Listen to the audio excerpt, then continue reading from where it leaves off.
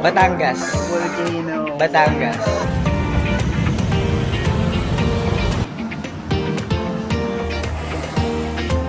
Si Jilson pala yung nag-invite kami dito. Ang sarap!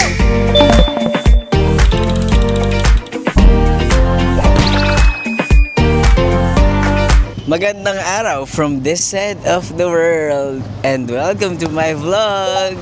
Sa mga bago dito, ako nga pala si Buji at mahilig ako mag-story time. Kung di nyo pa ako pina-follow i-follow nyo na ako. Magandang araw sa inyong lahat. At ngayong araw, tayo ay mag-a-adventure.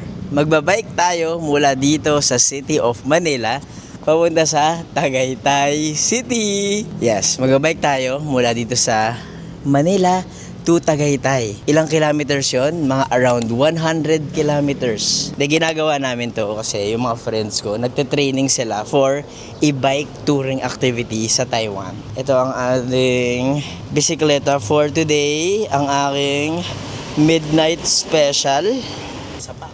At ito ang mga pusa. For this episode ng ating vlog, ang makakasama ko ay si Jelson, si Marty, at si Marlo. Dahil sila ay pupunta ng Taiwan in a few months para mag-bike. Sila ay magbabike tour sa Taiwan. Kung tinatanong nyo kung bakit hindi ako kasali, ayaw nila akong kasama. Joke lang. Hindi, kung gusto nyo malaman ng real reason kung ba't hindi ako kasama, yun ay walang iba kundi wala akong budget. Mahal! Out of budget. Hindi pasok sa wallet ko. Sana makasama ako. Pero medyo matumal-tumal ang ating mga kaperahan ngayon. But it's okay. I'm here to support them. And one way of supporting them ay sasamahan ko sila sa kanilang training para maging boom, jeepney. Sasamahan ko na lang silang mag-training dito sa Pilipinas kasi mahirap daw yung gagawin nila. Abangan niyo yan sa YouTube channel ni Higat Pating. Abangan niyo yung Taiwan adventure nila sa YouTube channel ni Higat Pating. I think i-upload na yan mga May, ganon. Ayun, hihintayin lang natin sila. Ito yung meet up point natin. Sabi 6:30 ang usapan, 6:30 na, wala pa rin sila. Alam ko hindi madali yung gagawin namin. Alam mo, malalakas yung tatlong yan eh. Si Marlo, si Jilson, si Marty. Mabilis yan. Ako, mabagal lang ako. Sila lagi silang nagbabike ng pangmahabaan, pangmalakasan. Pero ako, wala. Lagi lang ako city ride. Kaya good luck kung makakip up ako. Abangan natin yan. Sana hindi ako mag-give up. Sana hindi ako mabonk ng malupit. Pero alam ko, mapapagod ako. Tagal nila. Sana. Good morning! Let's go. Saan tayo pupunta? Tagaytay. Ba't ba dun? Hindi, surprise. Hindi tayo pupunta ng Tagaytay. Ay, hindi na dun. Pupunta tayo sa Bicol. Hindi, joke lang. Pasta ako. Mahina lang ako Ako nga yung bike ko, fat bike eh. Sobrang bagal na. Yan ba gagamitin mo sa Taiwan? Hindi. Marty, meron ako surprise para sa'yo. Alam mo ano yung surprise ko? Hindi na tayo pupunta ng Tagaytay. Pupunta tayo sa Bicol. Yay! Surprise! Ayun. Bakit tinawag yung fat bike? Gulo mo taba. Para si Marty Higad Pating. Ba't? Kasama natin yan. Alam mo nawala yung... Kasama rin natin si Marlo. Anong expectation natin for today's ride? Expect ko magkakaroon ako ng followers ulit. Saan? Sa ano, New Meta. 3.0. Alam mo ba't New Meta? Bakit New Meta? Gawa ng bagong Meta account kataboy. So, bakit gawa ng bagong meta account? Kasi nawawala yung iba eh. So, try until you succeed. At least hindi ka nababan na ngayon. Medyo, pero wag natin i-jinx. Okay. So far, Si Marlo, matagal na siyang gumagawa ng content sa Facebook, sa Instagram. Pero, ayun, recently, laging nabablock yung kanyang account. Hindi natin alam kung bakit. Nababan. ay ayoko na gumawa ng account. Pero kung gusto niyo pa rin ako i-support for who I am, for who am I, ano? For who I am. For who is that girl I see? Takot ako baka maban na naman dahil ano. Hindi yan mababan. At ito, syempre, nandito yung pinakasikat nating friend. Bagong tabas pa yung buhok. Oo nga, yun gano'n naman si Kuya. Kasi Sunday kahapon nagsimba ako. Yung nanay ko bawal magsombrero sa ano eh. Simbahan. Church. So, So, kaya, nag-ahit ako para hindi ako mukhang panot. bakit? Panot ka ba? Di ba? Hindi ba halata? Akala ko nagbakalbo ka lang for the statement. Pero may buhok pa naman eh. Dito lang ata wala eh. Marty, meron akong tanong. Kung tutubuan ka ng 3 buhok, saan parte ng ulo mo lalagay? Dito, tapos ipapa-fade ko. Yes! 3 buhok lang. Para si Homer. At ito na si Jilson Seckler Chu. Hi Jilson! Meron tayong surprise. Hindi tayo pupunta ng Tagaytay ngayon. Tayo ay pupunta sa... Bicol! Hindi, dead mo siya. Outing kami kasama yung mga college friends ko eh. Aphonics, combination of aphonics react chemically. Calling out the fake, tell them hoes pump they brakes. I'm the remedy, most rappers wanna get rid of me. Homie, if I said it, damn right I'm in it. Ride out na kami.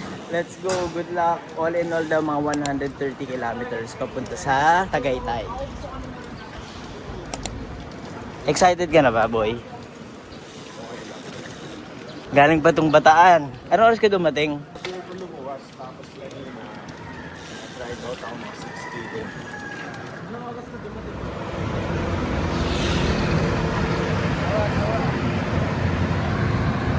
Dito na kami ngayon sa may Pasay, Paranaque area. Sabi ni Marty sa akin, kaya tanong niya ako kung ilan ba yung elevation. Sabi ko mataas yun, syempre kasi Tagaytay. Iisip niya kung mas practical ba na mag-Sierra Madre na lang kami kasi nga yung papuntang Tagaytay eh sobrang daming sasakyan. Kumpara kapag Sierra Madre, sa may Antipolo area lang yung Marikina, Antipolo area lang yung may sasakyan, pero the rest, medyo bundok-bundok is na. Pero wala kami magagawa. Nasaan na kami? Tagaytay area na kami. Papunta na kami Tagaytay. So, wala kami choice kundi tuloy-tuloy talaga na papunta ng Tagaytay. Let's go. So now, nasa may Molo Fish area na kami.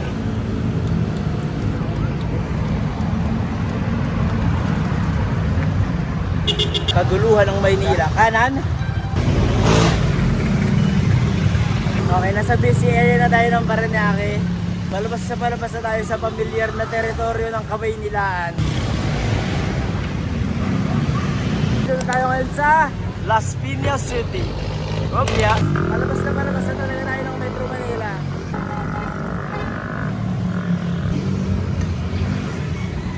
...18 kilometers in, nag-check lang kami ng ruta. Ako, medyo tukahaw na ako. Sabi ko sa kanila, paglabas namin ng Metro Manila ay mag 7-Eleven, mini stop, Uncle John, Alpha Mart break kami dahil inom ako ng tubig. Tatanungin na natin itong kaibigan natin kung kamusta na siya. Gilson, how are you? Oops! Anong ginagawa mo? Wala, nagkakalipit ng camera. Tingnan ko ng binili mo. Yung pinakamahal na ice cream. Alam nyo, maganda na pumupunta sa Shell kapag nagbabike break kayo kasi maganda yung CR dito, malinis. Alam mo reliable. So since nandito na rin tayo at alas 8 na, kaya pa tayo pumapatsak ng mga 6:30.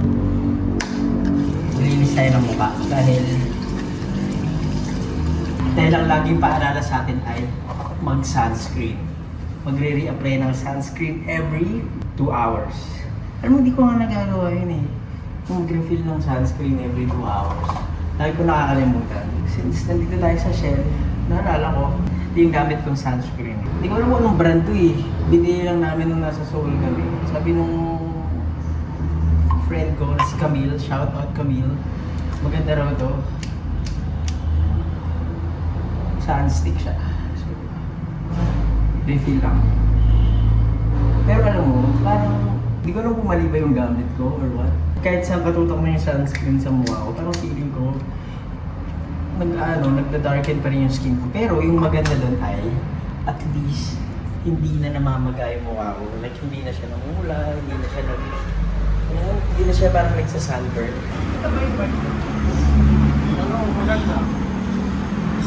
Kamusta ang Magnum mo?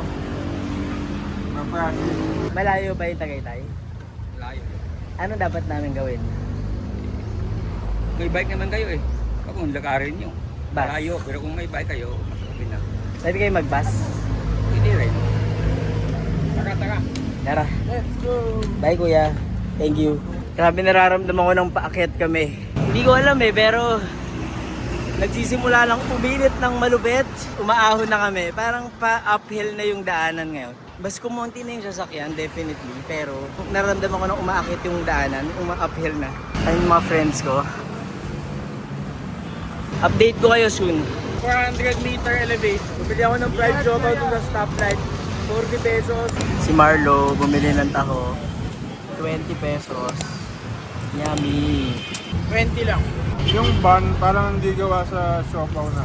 Parang pandesal. Aka na to. Parang tinapay na ano. Parang lang siyang tinapay na may karne. Yung mga nabibili sa bakery. Okay naman siya, panawid gutom. Mga 13 pesos isa, ganun, 12 isa. Kasi ano eh, 3, 4, 40 pesos eh. Worth it, not worth it. Kasi ako on the go, pero kung naghanap ka ng pagkain na tatayuhin mo. Yung siopaw mo worth it? Ay, yung taho mo worth it? Tingnan mo to. Meron ditong nagbebenta ng mais. Parang gusto ko. Hello po, magkano po mais nyo? Magkano mais? Ha? Yellow. Masarap ba yan?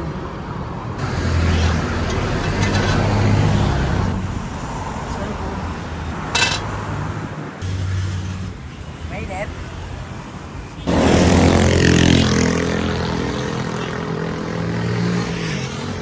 Sabi, ang init. Hindi ko alam ba't ko ito binari ang init. Ang hirap dalhin ito nang nagbabike. Natakam talaga ako sa mais yan. Init, grabe.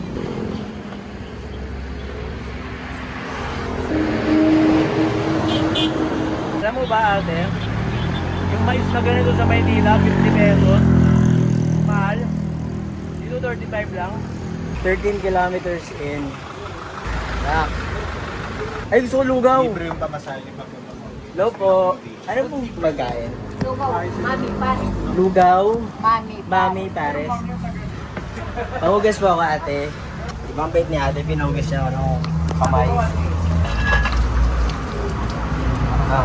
Dahil nagugas ako ng kamay, tutulong na ako kay ate sa pagtitinda. Excuse me, bayad niyo pong tatlo. Bayad niyo pong tatlo. Grabe, gutom na gutom ako. Wala nang space dun sa kabilang table eh, kaya dito ako.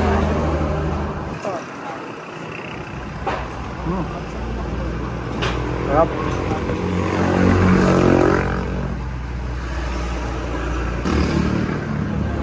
Tama sukal. Mamaya patis pala eh, no? Sarap. Grabe.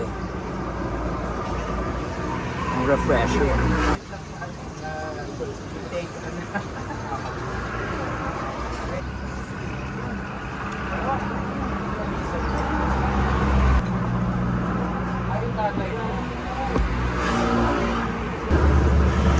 We're back on the road. 13 kilometers na lang daw, pero 300 meter elevation. Pero ibig sabihin mo, ng 300 meters elevation ay puro ahon. Good luck. 70 pesos lahat ng kinain ko kanina. Masarap yung lugaw, pero yung toko hindi ko ganong nagustuhan, pero si Marty nagustuhan niya.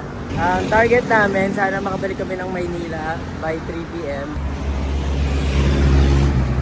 Ang mga kalsada sa USDI, Dapitan, Pinobal, Espana at Locsin. Gago, may ay kasi. Luksuhin. Alam mo, tatandaan nyo lagi, there's no I in team. Ano daw? Ang init! Bilis nila oh.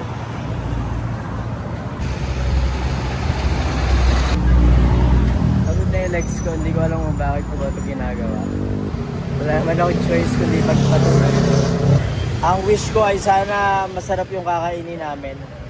Malapit na ako eh. Konti na lang. Press muna lang sandali. Power! Nakarating na tayo sa Tagaytay. Sa wakas. So, papunta ako ngayon sa Balay Dako dahil doon daw kayo magla-lunch. May mga 1.5 kilometers pa yun. Pero at least nasa Tagaytay na ako. Gutom na ako. Pagod na ako. Sakit na ng legs ko. Naroon na dito yung mga friends ko. So, ikakabit na lang natin kung saan sila makapark. Nalakad ko na, parang ayaw na umupo sa saddle. Okay, all park well. Haggard na ako, pero pumunta na ako dun sa loob. Dito na tayo sa Balay Dako.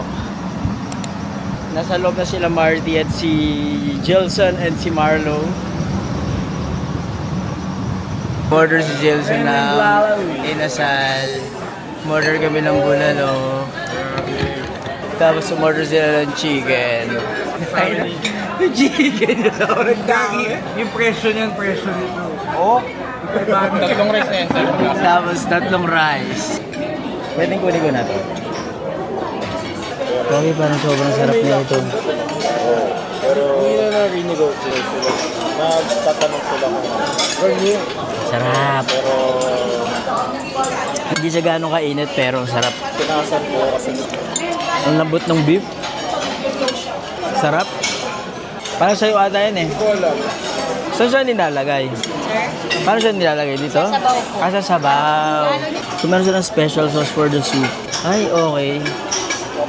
Olive oil nga siya. Anong difference? Oily. Oily. Sarap. Winner. Tumili rin kami ng piyaya. Favorite piyaya. Ay. Sarap. Init. Happy tayo. Ubus ko to. Ilan na ba? Ito yung view ng Baleda ko. Sobrang ganda. Kitang-kita mo yung Taal Volcano. Bill reveal, magkano? 4,449.73. Salamat, Marlo.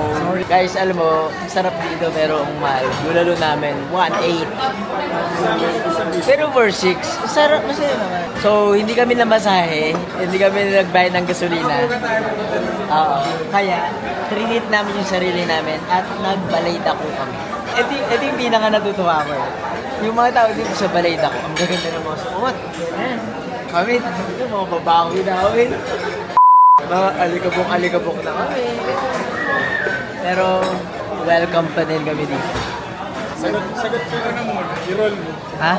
I-roll, gamitin mo. Sagot ko. Tsaka ko yung... Sagot mo na. Yee, thank you, Higad. Happy birthday. Happy birthday. Maliit na bagay. Higad. Ayun, ginagawa nila yung piyaya. Fresh. Meron din sila binibentang gelato. Galing! Meron palang ground floor. Merong basement. Kung puno na yung taas, dito kayo sa baba. Dahil pala dito tayo eh. Eto, exit. Gilson. Wow! View deck. Ganda. Ano kung magkano to? 4,499. Ha? Wow. Batangas. Volcano. Batangas. So, ito yung Taal Volcano. Tapos, ito sa baba, Batangas. Kung nasan kami, ito ay Tagaytay. Cavite yung Tagaytay, di ba? Sulitin na, 4449. 4449. Marlo, anong masasabi mo sa ating Balayda ko experience? Magastos. Pero okay naman. Dapat nag-coach na tayo eh. Akala ko training nyo to. So, Marlo, ilang oras pa bago tayo makauwi? Mga 3 to 4 hours. Pero mas madali na yun. Downhill na. Pero huwag na tayo mag-stop ng madami. Nahirapan mo kapag dito. Hirapan ako. Paano? Gano'ng kahirap? Nahihilo na nga ako eh. Alam mo, hindi ko nga alam kung ba't sila nahirapan eh. Ako, bilis-bilis ko na nakapunta dito eh. So, Gilson, worth it naman ang training mo ngayon. Si Gilson pala yung nag-invite sa amin dito. Kaya yung 4499. Siya na daw yung nagbayad.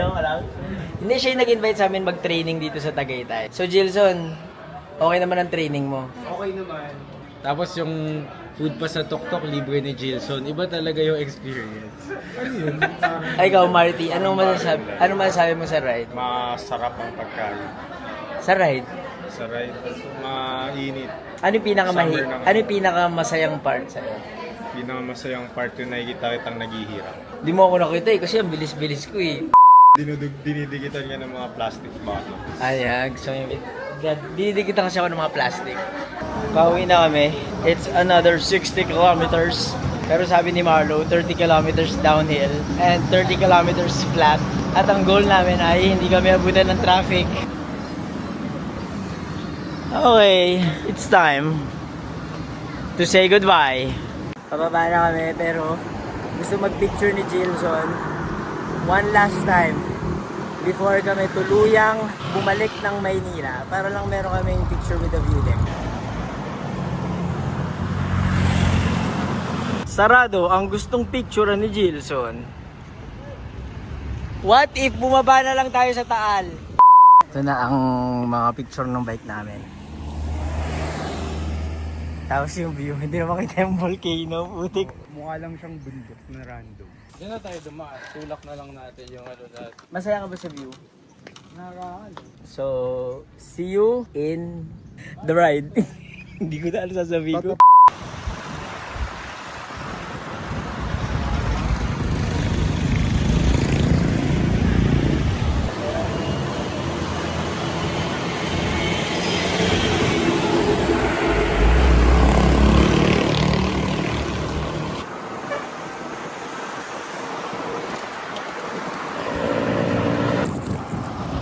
Dito na kami ngayon sa Dasmariñas, Cavite.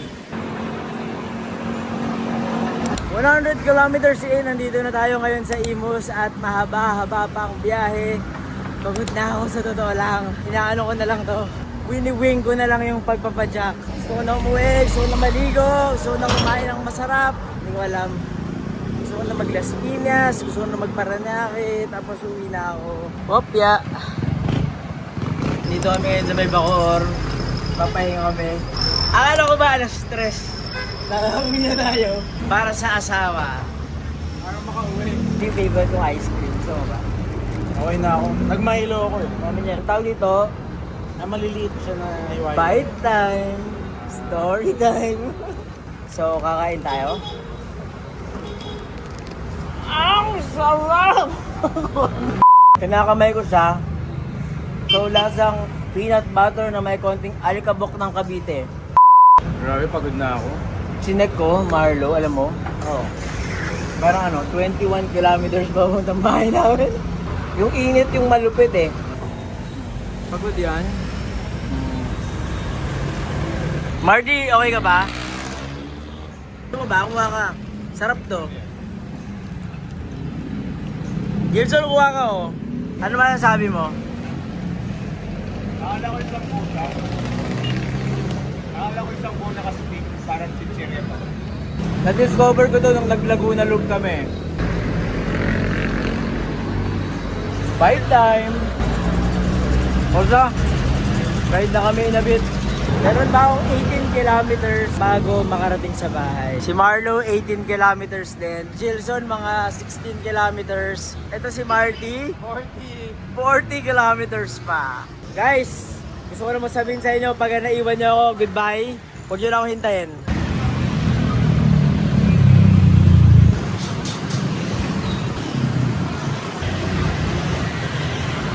...115 kilometers. Nandito na ako sa may Baclaran.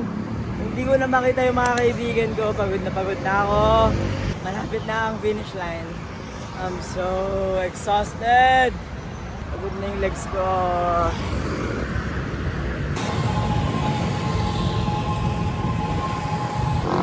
Malapit na! Excited na ako makauwi.